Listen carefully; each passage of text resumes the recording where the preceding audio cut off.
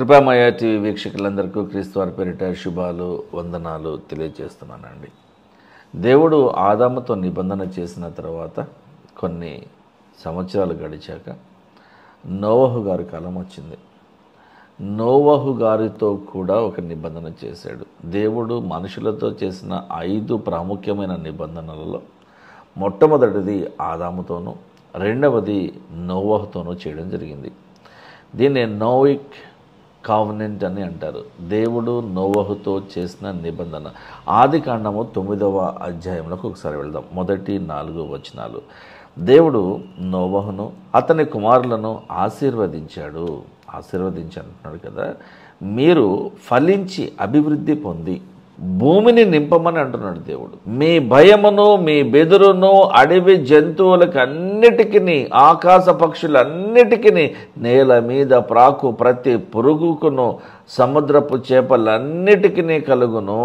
కాబట్టి జంతువుల రోజున మనకు భయపడుతున్నాయంటే అది దేవుడు వాటిలలో ఉంచినటువంటి ఆ ఫియర్ అనే ఫ్యాక్టర్, ఆ భయం అనే లక్షణము దేవుడు వాటిలో ఉంచాడు. కాబట్టి ఈ రోజున వాటిని చూసి మనం భయపడట్లేదు, మనను చూసి అవి భయపడుతున్నాయి. అవి మీ చేతికి అప్పగింపబడి ఉన్నవి, అనగా ఈ భూమి మీద ఉన్న సమస్త జీవరాశులు మీకు అప్పగింపబడి ఉన్నవి, మీరు వాటిని ఏలుదురుగాక అంటున్నాడు.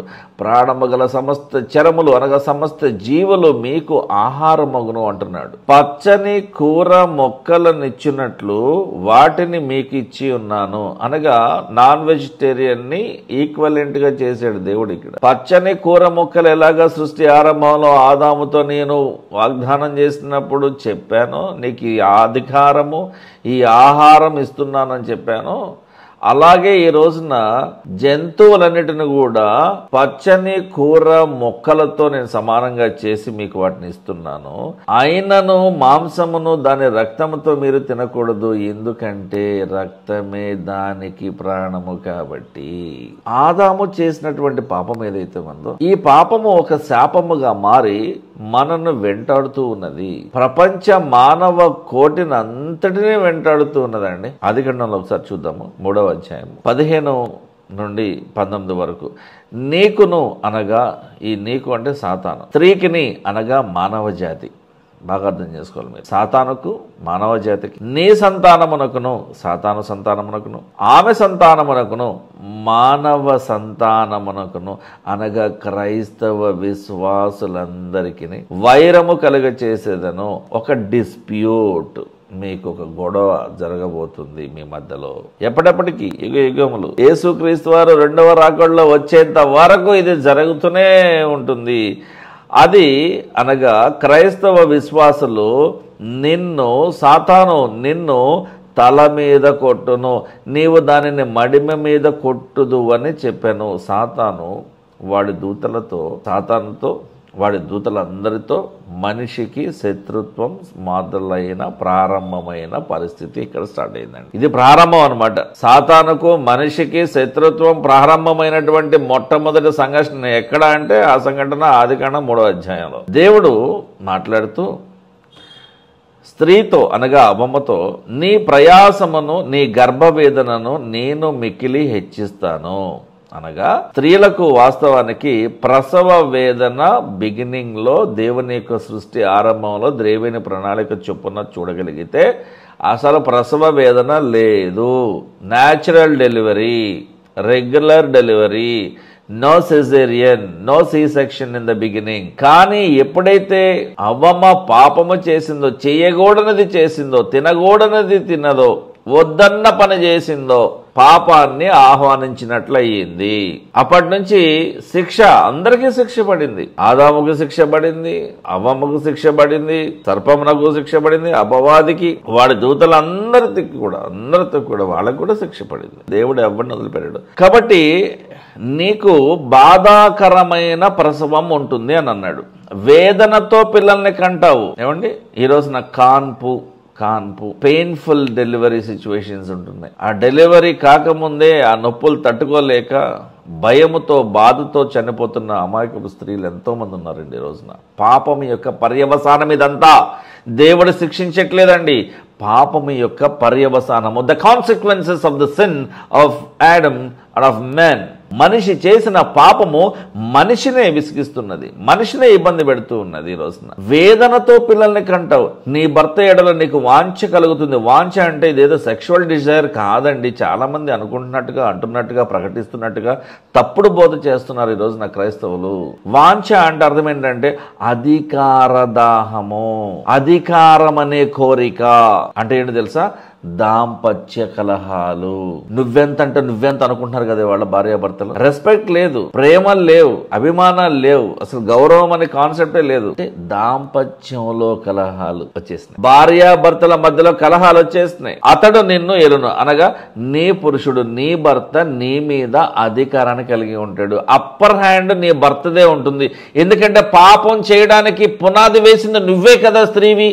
కాబట్టి నువ్వే లోబడి ఉండాలి. నువ్వు దేవునికి లోబడి ఉండక పాపం చేసావు కాబట్టి నువ్వు జీవితాంతము నీ పురుషునికి, నీ భర్తకి లోబడి ఉండాలి. దీన్ని ఏమంటున్నారంటే ఈ రోజున సొసైటీలో ఆడవాళ్ళందరూ ఏమంటున్నారంటే మేల్ డామినేషన్ నడుస్తుంది, ఆడవాళ్ళను తొక్కేస్తున్నారు, we women are being oppressed by men in the society అని అంటున్నారు. ఇది తప్పుడు అవగాహన.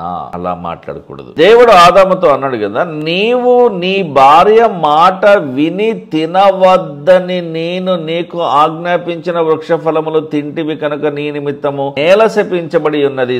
భూమి తనంతట తాను పండించాలి, ఇది సృష్టి ధర్మం. కానీ మీరు పాపం చేసిన తర్వాత రూల్స్ మార్చేశారు నాన్న, మీరే మారిపోయేలాగా చేశారు. కాబట్టి ఈ నేల శపించబడినది, ప్రయాసముతోనే నీవు నీ బ్రతుకులు దినములన్నీ కూడా దాని పంటను నువ్వు తింటావు. భూమి ముండ్ల తుప్పలను గచ్చ పొదలను నీకు మొలిపించును, పొలములోని పంట తింటావు. నీవు నేలకు తిరిగి చేరు వరకు నీ ముఖపు చెమట కార్చి ఆహారాన్ని తింటావు. అంటే మనుగడ అనేది ఒక పోరాటం కానున్నది. ఏలయనగా నేల నుండి నీవు తీయబడితివి, నీవు మన్నే కనుక, నీవు మట్టే కనుక తిరిగి మళ్ళీ మట్టయిపోదు అని చెప్పాను.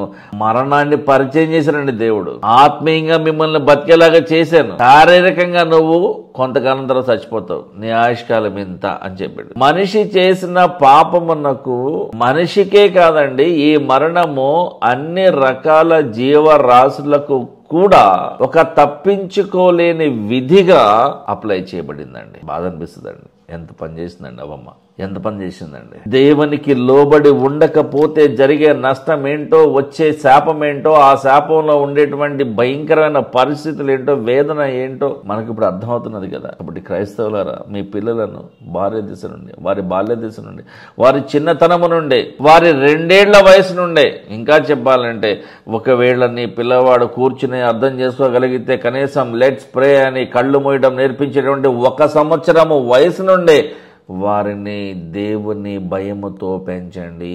నోవహుతో నిబంధన చేస్తూ మీరు భూమిని మళ్ళీ నింపండి అన్నాడు. ఇదిగో ఇన్ని తప్పులు గతంలో జరిగాయి, మీరు ఇలాంటివి చేయకండి అని మళ్ళీ చెప్పారండి. అంటే ఒక రిమైండర్గా దేవుడు మళ్ళీ మళ్ళీ గుర్తు చేస్తూ ఉన్నాడు. ప్రార్థన కొరకే తలలోంచుదాం. పరలోకమందున్న మా తండ్రి, మా ప్రార్థన ఆలకించండి ప్రభువా. మా పూర్వీకులు చేసినటువంటి తప్పుల వలన, పాపముల వలన మేము కూడా అటువంటి పాపపు జీవితంలో పడిపోకుండా, అటువంటి అనాలోచపు జీవితంలో పడిపోకుండా ఆశీర్వాదం నాకు బద్దలమై ఉండాలని ఆశపడుతున్నాం ప్రభువా. ఈ కార్యక్రమం ద్వారా, ఈ కృపమయ టీవీ ఛానల్ ద్వారా వీలైనంత మందిని ఆత్మీయంగా మేము బలపరచాలని ఆశపడుతూ ఉన్నాం. వారి ఆత్మీయ కనులు తెరవబడే విషయమై మేము కూడా పాలిభాగస్తులమై ఉండి వారిని ప్రోత్సహించాలనే ప్రయత్నంలో ఉన్నాం ప్రభువా. మా పరిచయ విషయమై మీరు జ్ఞాపకం చేసుకునండి. ఎంతమంది పరిచయం చేయాలని అనుకుంటూ ఉన్నారు, వారి విషయమై మీరు జ్ఞాపకం చేసుకునండి. ప్రతి ఒక్క క్రైస్తవ సంఘమును మీరు జ్ఞాపకం చేసుకునండి. ప్రతి ఒక్క క్రైస్తవుని, క్రైస్తవురాన్ని మీరు జ్ఞాపకం చేసుకున్నాను ప్రభు. ప్రతి ఒక్క క్రైస్తవ బోధకుని మీరు జ్ఞాపకం చేసుకున్నాను. ప్రతి ఒక్క సంఘ కాపుని జ్ఞాపకం చేసుకున్నాడు నాయన. మీ పరిచర్య, మీ రాజ్య సువార్తను గురించినటువంటి పరిచర్య నీ చిత్త ప్రకారం సజావుగా జరిగింపే విషయమై అందరికీ మీరే తోడుగా ఉండి మాకు సహాయం చేయమని యేసుక్రీస్తు వారి పరిశుద్ధ నామంలో అడిగి వేడుకుంటున్నాం తండ్రి, ఆమేన్. Thank you. ఈ ప్రోగ్రామ్స్ చూస్తూ ఉన్నారు, నాకు మీ విలువైన సలహాలు, సూచనలు చాలా అవసరం. కమెంట్ బాక్స్ లో తెలియజేయండి, లైక్ చేయండి, కమెంట్ చేయండి, షేర్ చేయండి. Do travel with us. సలహాలను ఇవ్వండి, మీ ఒపీనియన్స్ ని షేర్ చేసుకోండి. Thank you.